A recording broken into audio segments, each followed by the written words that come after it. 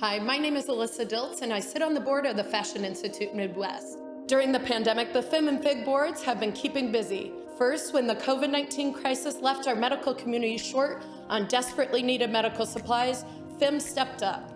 With our hard-working workroom manager, Denise Irving, leading the way, she organized over 100 stitching volunteers, and we were producing and distributing over 500 masks per day, supplying over 10,000 during the beginning of the pandemic. We have now pivoted those efforts into what is one of our core goals and values, job creation. When we once had these volunteer stitchers, we will now be employing designers and seamstresses to create logoed masks for businesses. It really does come full circle, and if you own a business in our community, I encourage you to please place your next order for masks with our newly formed The Marketplace, where we will start with producing masks and hope that its future will grow it into small batch production. Believe it or not, prior to 3 years ago, the Fashion Institute Midwest did not even have a physical space. After a few years of fundraising, FIM was able to sign on the line for our own space.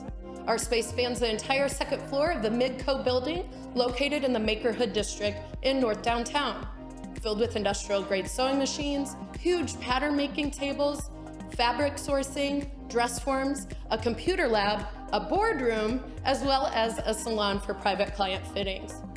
FIM also provides educational opportunities through enrichment workshops and personalized mentoring. We felt that the workspace needs its own identity and will now be referred to as the workroom. Please help me welcome Denise, who manages the workroom and all of our programming. Hi, I'm Denise Irvin. I'm the workroom manager for the Fashion Institute Midwest.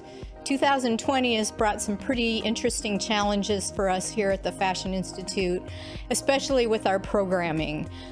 We were working in conjunction with the Metro Community College Continuing Education Program, which canceled all in-person classes in March.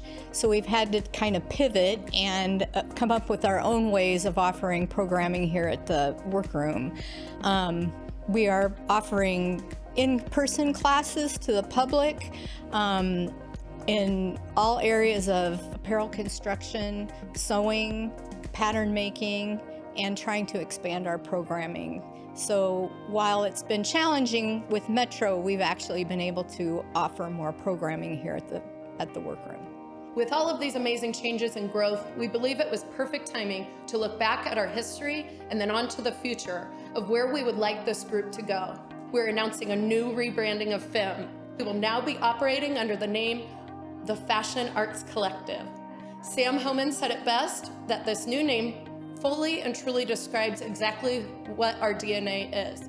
Fashion, the industry that is our core, arts because fashion is a true art form, and collective as it takes each and every one of us to make this work to support designers in the fashion design community. With our rebranding comes our brand new website, which clearly outlines who we are, what our purpose is, and how we serve our community.